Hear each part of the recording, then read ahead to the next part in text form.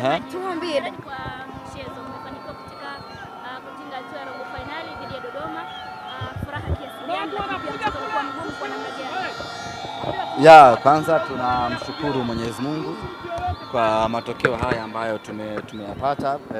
Ni matokeo ambayo tuliyahitaji sana na hatujayapata kwa takriban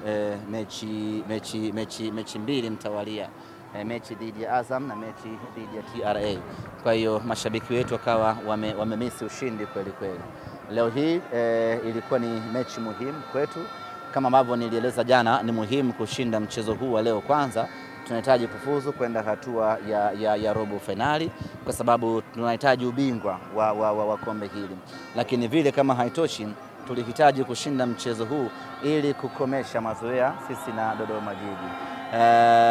Dodoma Jiji tayari walikuwa wameshaanza kupata kiburi fulani hivi cha kujiamini ya kwamba wanatumudu na wanatuweza. Kwa hiyo mechi leo ilikuwa ni mechi mahsusi ya kuwakomesha Dodoma Jiji na kuwakumbusha ya kwamba nyinyi mtabaki kuwa ni Dodoma Jiji na sisi tabaki tukuwa ni Simba Sports Club. Walitaka kuanza kutuzoea, na laiti kama tungeruhusu mechi ya leo iishe kwa matokeo ya kuwapendeza wao, maana yake wangezidi kutuzoea zaidi.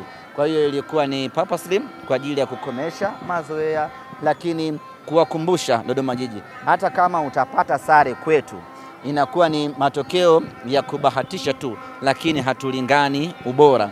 Kwa hiyo mechi leo ilikuwa ni mechi ya kuwafunga, mechi ya kuwapigia mpira mkubwa na mechi ya kuwadhalilisha, na yote yamekwenda vizuri. Walipopata goli la kwanza nikajua shughuli yao imeisha hapa, kwa sababu psychologically timu ndogo haiko kwa ajili ya kuifunga timu kubwa, ipo kwa ajili ya kuizuia timu kubwa. Sasa kama umetufunga, maana yake ni kwamba mpango wako wewe umeshaharibika wa kutuzuia, utabaki unacheza hovyo hovyo, kwa sababu huwa haukuwa mpango wako wewe wa mwanzo wa kutufunga. Mpango wako wa mwanzo ulikuwa ni kuzuia. Sasa pale baada ya kutufunga goli moja nikapiga makofi, nikasema sasa wataondoka kwenye mpango wao na watacheza kwa pressure kubwa. Tukaenda half time wakiongoza goli moja bila.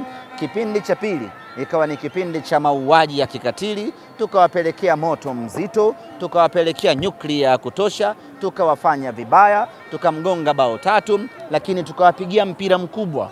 Kuna wakati tukawa tunajirelax, kama tuende vile, kama tutaki vile, kama waondoke vile, ili mradi kumtesa tu na kumuonesha kwamba yeye bado ni timu ndogo. Unaweza ukapata sare na Simba, lakini haimaanishi kwamba unatumudu, unatuweza ama nini. Ukipata sare na Simba unashukuru umepata sare, unaanza kujipanga na vitu vingine, lakini so Simba kubahatisha hakuji mara mbili, kubahatisha huwa ni mara moja. Semaji mzungumzie Selemani Mwalimu ambaye amekuwa man of the match. Kuna tukio moja hapa, kuna tajiri moja na kabidhi kibunda pale kwa wachezaji wetu. Tulibutue lile afu tuendelee na interview yetu. Leo tutahojiana mpaka asubuhi hapa.